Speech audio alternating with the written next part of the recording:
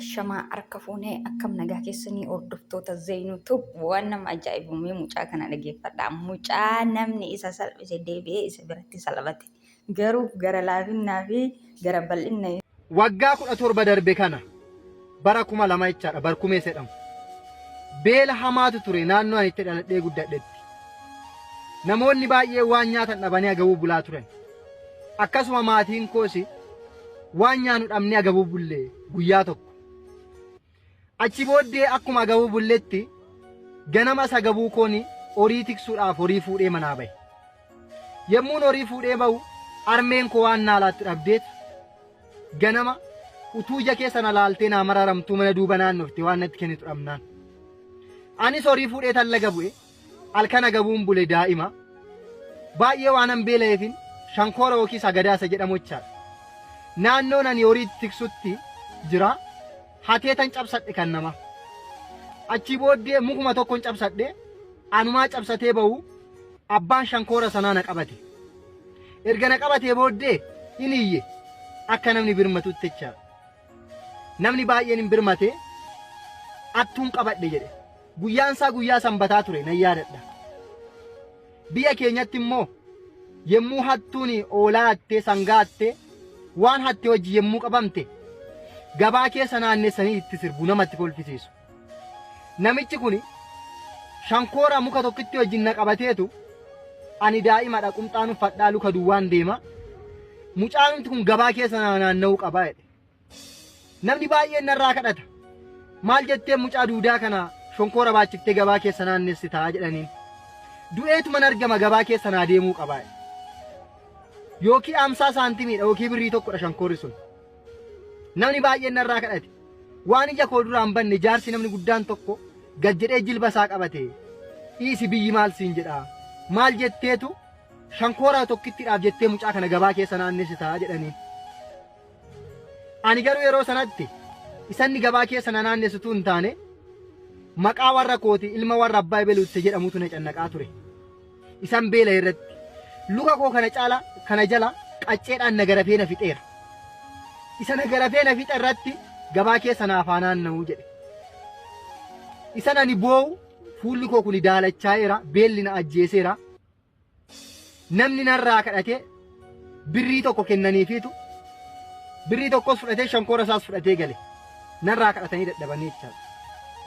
Waggaa 17 namni suni waggaa 3 darbe Finfinnee keessatti abbaan isaa jalaa boqotaniitu hospitaala irraa gara biyya ani dhaladheetti konkolaataa reeffa galchuu dhabanii rakkatan.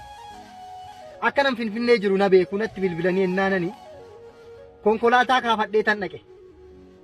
Achi booddee dhaqeetanii waggaa 3 darbe jechaadha. Reeffa abbaa isaatii fe'eetan hanga biyya keenyaatti hin galcheef daannoo kan jedhamu magaalaan tokko jira. Hanga sanatti hanga magaalaa sanatti hin galcheef geedoorraan ijaajjii kan jedhamu keessa ba'ee jechaadha. Yemmuu reeffa abbaa isaatii fe'ee adeemu inni koffiyyaa azanii keewwateetu ana cina taa'a gabbinaa keessa. Ani garuu marii qabadhe isanni bara shankoora baatee mucaan kun gabaa keessa naaf adeemu jedhu sana yaadadheetani. Namni maatiin turaniif inni abbaa isaatiif bu'a. Ani garuu isa bara sanaa yaadadheetan utuun immaan koo buusuuni reeffa abbaa isaatii fe'ee daannootti galchee fi Finfinnee irraa kaase. Maal siin jechuu barbaadeetani wanti hin dabarre hin jiru. Garaa bal'achuun immoo ogummaa guddaadha. Ogummaa keessaayyuu isa baratanii argatatu hin taane isa Waaqayyo namaa kennu. Garaa bal'adhaa waan hundumaa obsaan dabarsaa. Waggaa 17 darbe kana bara 2000 jechaadha barkumee jedhamu. Beela hamaatu ture naannoo ani itti dhaladhee guddadhetti. Namoonni baay'ee waan nyaatan dhabanii agabuu bulaa turan. Akkasuma maatiin koosi waan nyaanu dhabnee agabuu bullee guyyaa tokko. Achi booddee akkuma agabuu bulletti ganama isa agabuu kooni horii tiksuudhaaf horii fuudhee manaa bahe. Yemmuun horii fuudhee bahu armeen koo waan naalaatti dhabdeet ganama utuu ija keessa na laaltee naa mararamtuu mana duuba naannofte waan natti kennitu dhabnaan. Anis horii fuudhee tan laga bu'e halkan agabuun bule daa'ima baay'ee waan an beelee fi shankoora yookiin sagadaasa jedhamu jecha naannoon ani horii tiksutti jira hakeetan cabsadhe kan nama achi booddee mukuma tokkoon cabsadhe anumaa cabsatee bahu abbaan shankoora sanaa na qabate erga na qabatee booddee iniyye akka namni birmatutti jecha namni baay'een hin birmate attuun qabadhe jedhe guyyaan isaa guyyaa sanbataa ture nan yaadadha biyya keenyatti immoo yemmuu hattuun oolaa hattee sangaa hattee waan hattee hojii yemmuu qabamte gabaa keessa naannessanii itti sirbu namatti kolfisiisu namichi kun shankoora muka tokkitti wajjin na qabateetu ani daa'ima dhaqumxaan uffadhaa luka duwwaan deema mucaan kun gabaa keessa naanna'uu qaba namni baay'een narraa kadhate maal jettee mucaa duudaa kana shonkoora baachiftee gabaa keessa naannessitaa jedhanii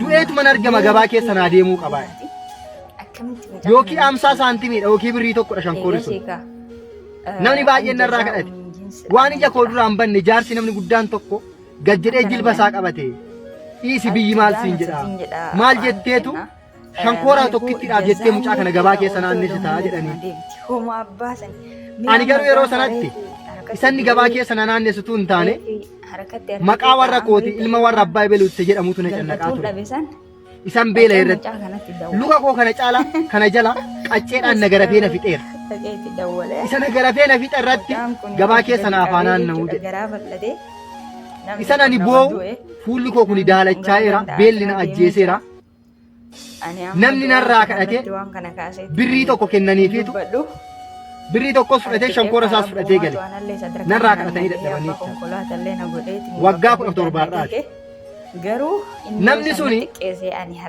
waggaa 3 darbe Finfinnee keessatti abbaan isaa jalaa boqotaniitu hospitaala irraa gara biyya ani dhaladheetti konkolaataa reeffa galchuu dhabanii rakkatan akka nam Finfinnee jiru na beeku natti bilbilanii ennaanani konkolaataa kaafadhee tan dhaqe achi booddee dhaqeetanii waggaa 3 darbeecha reeffa abbaa isaatii fe'eetan hanga biyya keenyaatti hin galcheef daannoo kan jedhamu magaalaan tokko jira hanga sanatti hanga magaalaa sanatti hin galcheef geedoorraan ijaajji kan jedhamu keessa ba'ee jecha yemmuu reeffa abbaa isaatii fe'ee adeemu inni koffiyyaa azanii keewwateetu ana cina taa'a gabbinaa keessa ani garuu marii qabadhe isanni bara shankoora baatee mucaan kun gabaa keessa naafaa deemu jedhu sana yaadadheetani namni maatiin turaniif inni abbaa isaatiif bu'a ani garuu sabara sana yaadadheetan utuun imimmaan koo buusuuni reeffa abbaa isaatii fe'ee daannootti galchee fi Finfinnee irraa kaase maasiin jechuu barbaadeetani wanti hin dabarre hin jiru garaa bal'achuun immoo ogummaa guddaadha ogummaa keessaayyuu isa baratanii argatatu hin taane isa waaqayyo namaa kennu garaa bal'adha waan hundumaa obsaan dabarsaa